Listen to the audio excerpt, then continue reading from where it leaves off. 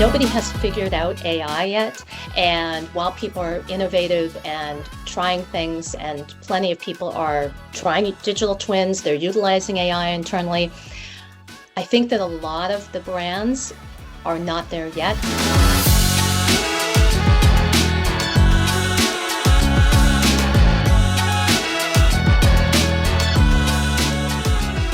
Hi, I'm here today with Clair Carter-Ginn, and Clair, if you don't know her background, is one of the leaders actually in content production and has just had an incredible career with brands like Michael Kors and The Gap, Old Navy, and just an incredible background of understanding how to produce beautiful content at scale, both effectively and efficiently. And again, someone who is as trusted, actually, she worked with Ford models. So the highest of high end, and basically keeping all the trains running on time. So Clair, thank you so much for being here, and excited to have you here today. Oh, Andrew, thank you so much for the invitation. It's always lovely to chat with you about one of my favorite topics, content creation. So Clair, the topic du jour, AI. It's interesting. It just went through a whole number of conferences. Where are you seeing real application, if anywhere, of AI? Or another question, like same way, where do you actually see opportunity? Well, it's interesting that you asked that because I actually led a roundtable recently on this topic, and it included people from major brands, both e-com brands and also brands that have brick and mortar as well as e-com. And I found it very interesting because the brands that I think of as the innovators, some of the bigger brands like, of course, Gap, also Amazon, Walmart, the people who are really at the forefront of content creation because simply the volume that they have to create is so great.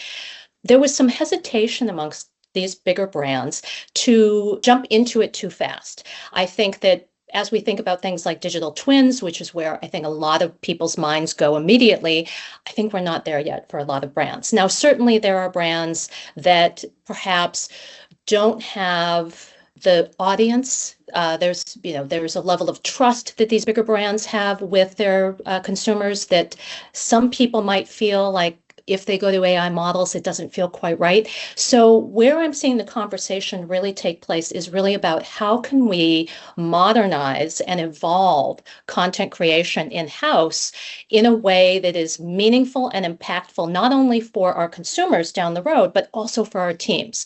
I think that this conversation is happening obviously everywhere, and everyone's looking for sort of their on-ramp or entry point into AI.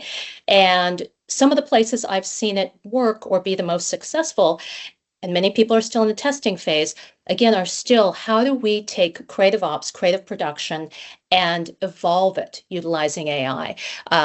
Obviously, a big thing that many of our clients go through is trying to figure out how to create more with less. So that involves anything from we've captured these beautiful images on the campaign shoot, now we need to have 100 versions of them to go into all the places, to social, to e-com, et cetera.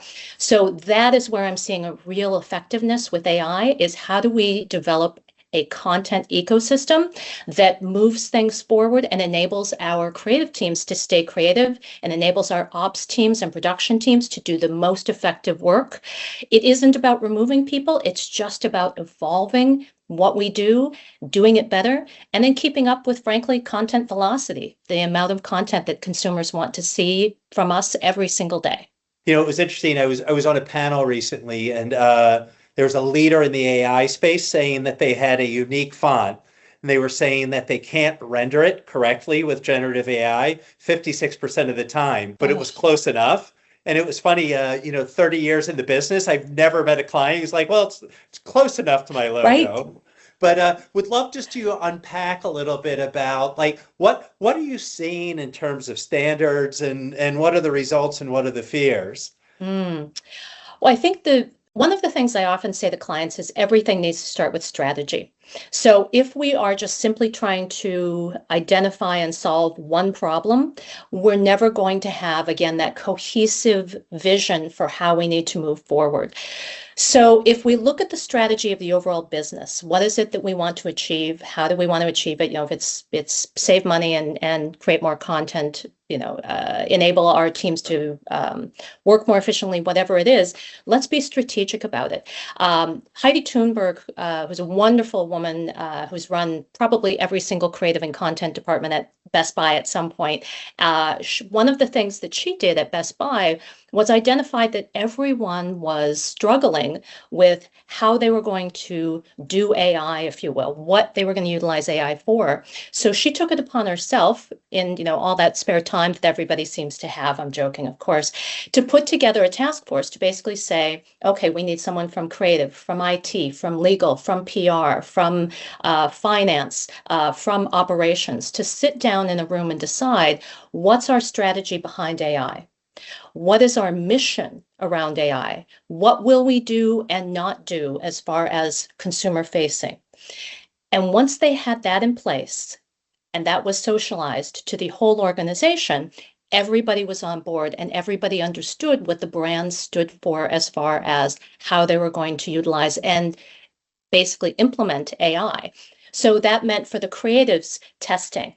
It meant going to the photo studio and seeing what could be shot differently. Could we use AI to capture and create 360s of a toaster oven, for example? And of course, the first few times there were things like the cords coming out the front, things like that. But they really took to heart, we are all moving this boat forward together. And I think that's one of the most important things is, again, have the strategy and then get aligned on what everybody's going to be doing and contributing to how we move forward with AI. I still think the majority of brands are figuring out how to utilize it in the non-consumer facing way first, which I think is the smartest thing you can do.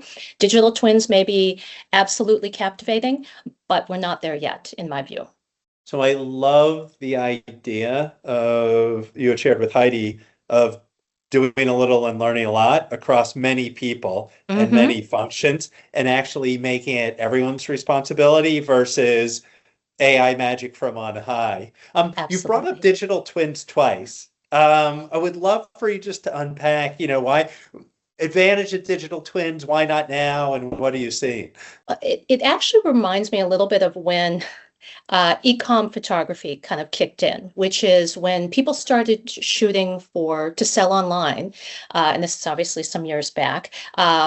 Nobody in the industry knew how to handle this. This was something that, first of all, nobody was set up for high volume e-commerce content creation on a studio level.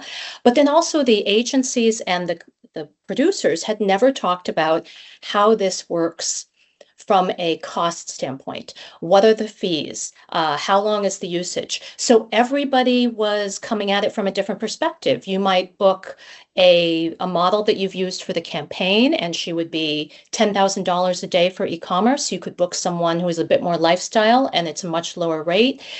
There just wasn't any information. So everybody sort of was like guessing. And I feel that's a little bit where we are right now with AI. There aren't established rates. And granted, rates change because of models all the time, or what type of model you're using, but there really aren't standard e-com rates the way there are for obviously real models right now. I think the other thing is we haven't talked about who's creating the digital twins. Are the digital twins being created by the brands? So we love this, we love this one model from Ford Models. We would like to book her all the time. She's not always available. Could we create a digital twin? And then who do you work with on that? The other side of that being, should the agencies get ahead of the game and create digital twins of their models and set the stage for saying, here's what basic usage looks like for an e-com model. Here's what basic usage looks like for a more elevated model, et cetera. So I think there's a lot of conversation happening, but there's a lot of response and not all of it is positive. So I think we're not there yet. I will be interested to see from a big box or high street retailer, someone very large, whether it's a Zara or an Old Navy or an Amazon, who takes the first step. And then what they establish as sort of the ground rules so goes the industry. So I Right. don't think anyone's really determined how we're going to move forward. Everybody's sort of looking at everybody else at the party saying who's going to go on the dance floor first, and they're hoping they're not going to be Elaine from Seinfeld, if you know what I mean. I love the analogy. So the third thing I wanted to unpack too, you talked about digital ecosystems Mhm. and kind of the advantage and focus. I would love it again if you could speak a little bit more on that because I think it's a highly relevant topic. Absolutely. I think one of the challenges that I see with a lot of brands and retailers is that they've sort of accumulated technology, and this goes for processes as well over time. Certainly, individual departments are working in silos, as we all know, and sometimes they have purchased something or implemented something that is good to solve their one problem, but doesn't necessarily work across the entire ecosystem. So I think where brands have had success, or where I'm seeing success, is now we're looking at the whole picture. So from, project kickoff, brief intake out to when we're pushing it out to a DAM and then to the final, whether it's to social or to website, et cetera. And we're deciding how it is, and we're being strategic about it. How do we get from point A to point B, and what are our steps in between? What's the current state? What's the future state or our ideal state as we know it now? And obviously things change. And then what's our roadmap for getting there? So I think where brands have had success is by looking at it from a holistic standpoint and then deciding where are the holes and where do we need to have that connectivity. I mean, it's great when you can work with a vendor or a partner that has multiple tools that work well together. But there's also what exists currently and what do we need to keep because it's so ingrained in the system. And for many people, that's something like a PIM that's been around for a long time, hasn't been updated, but how can they develop an API or have that connectivity between the PIM and all of the other pieces that still ends up with a good end result that hopefully eliminates some of the manual work for the team. With AI, how has the need for this technology and ecosystem evolved? I think it's more important than ever because what I see with a lot of clients is they have some very advanced, best-in-class technology, and they are working with some vendors who provide AI. They're working with some technologies, whether it's Gen AI or utilizing it for operations. But then there's still these manual spots in between where if we don't have the connection points clear, then there's still this, I hate to say human error, but there's a possibility of that. But then two, it's almost like you have to take something out of one tool, put on your desktop, and then put it into the next tool. And even if you have the best in class tools, you, the inefficiencies are huge. So I think we are better off looking at what's working well for us and also talking to our vendor partners. I'm a big fan of working with your partners to determine what are they seeing in the marketplace, what are they working on that might be exciting for us. I think a lot of people sign a contract with technology, they implement it, hopefully they get some great adoption. And then sometimes they forget to go back and ask, what are you doing next? What's on your roadmap? Tell me what you're working on and how could it benefit me? Because I do think that our vendor partners are out there in the marketplace every single day, seeing what's happening and then developing technology and services to help us move forward. Whereas the teams inside of brands and the retailers are so focused on how do we get the content done, sometimes it's hard for them to have that big picture. And so I think communication, collaboration, and conversation are always beneficial. Yeah, I think it's interesting. I guess you would call it an open mind and vendor partnership as a way to learn. Yes. I think is really great counsel because, I've learned, even in my time at Procter, you can quickly become myopic because you're looking at the same set of problems every day. If we kind of bridge off of that to learning, what do you do for yourself to learn to stay current? Mhm. How do you keep your finger on the pulse? Well, as you know, because we just saw each other in New York at the DAM New York conference, I love to go to the conferences because not only am I learning from the practitioners who are presenting there, but I'm also learning from the vendors. I'm also learning from our service providers, and I'm meeting people that I didn't know before. I think the fact that technology is evolving so quickly, every time I go to a conference, I meet someone that I didn't know was around before. I also am meeting people who have different jobs. And so when I learn, when I go somewhere, we're seeing a lot more creative technologists than we used to. And it's captivating to speak with them to find out what's underneath their purview, or even talking to the creative ops folks. I know the wonderful Amy Strickland, who's the VP of Brand Ops at Old Navy.